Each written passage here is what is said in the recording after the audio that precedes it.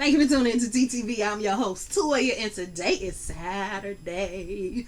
Woo! I hope y'all woke up on a good note too. I hope you have a good weekend that's going on, that you can let go of all the stress, all the nonsense, everything that happened in your week, so you can look forward to the coming weekend and the future. All right? So let that stuff go in the past and let's be presented with the future, right? So the question of the week is, why do bad things happen to good people? I think that's what I put. Something like that anyway. But yes, why do bad things happen to good people? And I came up with this topic because, first of all, y'all know I do all my videos. I record them all in one day. So even though that y'all seeing this on Saturday, it's actually Monday for me. And I had a message from a friend who lost somebody, one of his neighbors.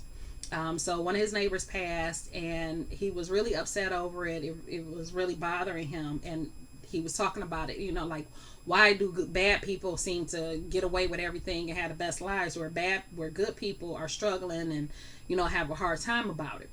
And this is a topic that always hits to me because I really want people to understand that there's always going to be good and bad in life. Period. You can't have one without the other. Because it's just the way nature works. It's just a balance of things. Just like you have your animals that only eat vegetables and they eat the grass and the plants and bark off the trees and stuff like that. And then you have the animals who eat other animals. And so it balances out so that you don't have too much of either one, right?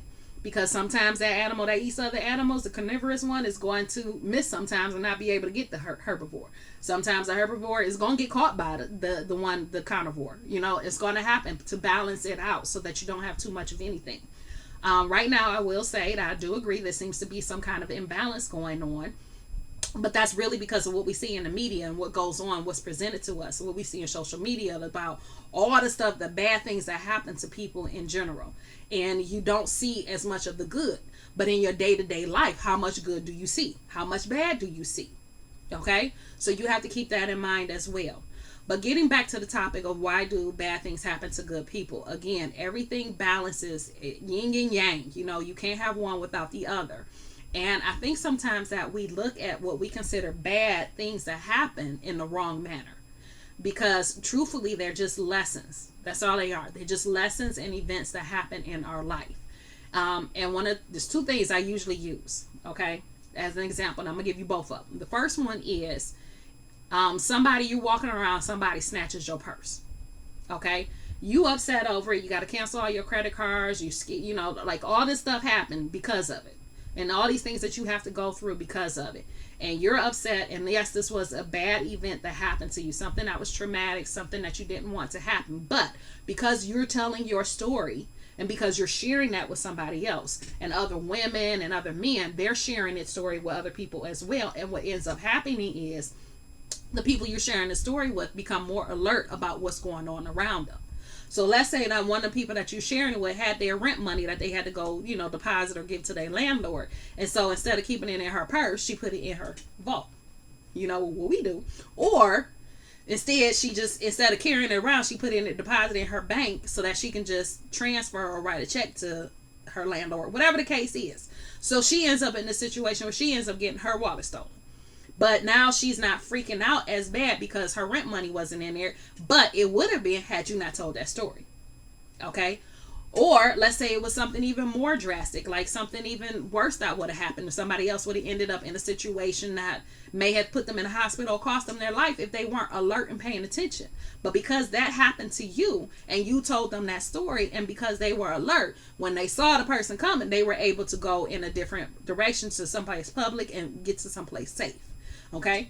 The other thing that may be more realistic for you, or more like, okay, Toya, that's a little far-fetched as far as the purse snatching thing. Okay, let me give you a different story. Christopher Reeves. Christopher Reeves was the one who played Superman back in the 70s, 60s, 70s, something like that. But he played Superman, okay? He loved horseback riding. He fell off a horse, and in the process of falling off the horse, he ended up paralyzed neck down. Because he ended up paralyzed neck down, he put a lot of money and sponsorship and spoke out against all for stem cell research. So stem cell research advanced to the way it is right now today for all the things that it can do because he fell off of his horse. So him falling off the horse was a very traumatic, bad experience for him. But because that happened to him, how many people have benefited from stem cell research, from the things that they've come up with that? Okay, so that's another way I like to think of it. So just because something bad happens, it doesn't mean that it's something bad. Sometimes they are lessons. Sometimes it's what we need in order to push us forward. Sometimes it's you have to go through that ditch. You have to go through that darkness. You have to go through that event to help somebody else, to help protect somebody else, or help somebody else be aware, or help somebody else in their life. Okay, so I had another friend who ended up a whole issue with drinking and driving. Okay, and she ended up with this accident, but because she got caught with that, and because she had to go through everything that she went through, it made her sisters and brother and her cousins, everybody who she told the story to, more aware and more present about what it is that they're doing, instead of drinking and driving, or smoking and being high and driving. It made them rethink this. Like, oh, I just had 4 drinks. Let me sit here for a minute before I go, or call an Uber.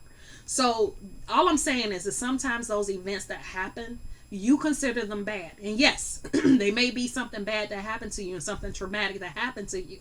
But what lesson are you supposed to be getting out of this? How are you helping other people when you share that lesson that happened to you? Okay, that's what you need to think about. The other thing is a lot of people say, but bad people that do bad things, they seem to stick around for forever and they get away with all that.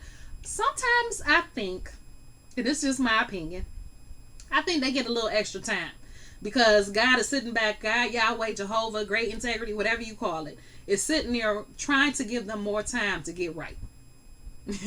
More time to balance out. And sometimes they are the ones that's teaching you those lessons that you need to learn. So in all I'm saying is kind of rethink what it is that you feel is bad, or that you feel is traumatic, or that you feel is this horrible thing that happened. Because as bad as it is, watch what comes out of it. You know, like sorry y'all, I had some pizza, which was some cheese. That's why I don't eat the cheese, because I get congested. And then the congestion mixed with the air conditioning, it's got me messed up right now. But anyway, what was I saying? Oh yeah. So sometimes when those bad things happen, like a mother who lost her child was kidnapped, okay? And she can't find her child, and now she's speaking out about it, and she's trying to warn other mothers who do different things. Okay, because she had that experience, now she's making people around her more aware, so that their children don't get kidnapped and they don't go through that. Okay, I know that's dramatic, but I'm just saying. Another one is it was a story. I don't remember where I heard this from. I don't know if it was inside a movie, a book I read, or what. I don't know. But the mother lost her child. It was a book. The mother lost her child because she didn't put the dresser fell over on her child when her child was climbing up.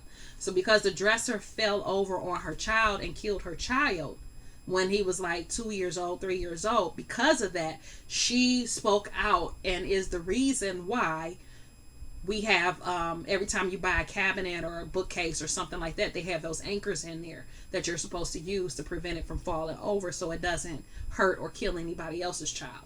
So because that happened to her, she became a spokesperson for it, and now it's a part of a regulation to include that to prevent the death of other children.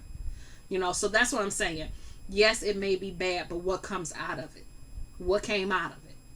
Was it all bad, or was there a lesson to be learned there? Was there something that person took out of that to try to make it better for other people? So just keep that kind of thing in mind. But that's all I have for you guys today. I hope you got something out of it. If you did, please like, subscribe, and share, and drop a comment down below. Tell me what you think. But that's it. So I love you, and I'll talk to you tomorrow.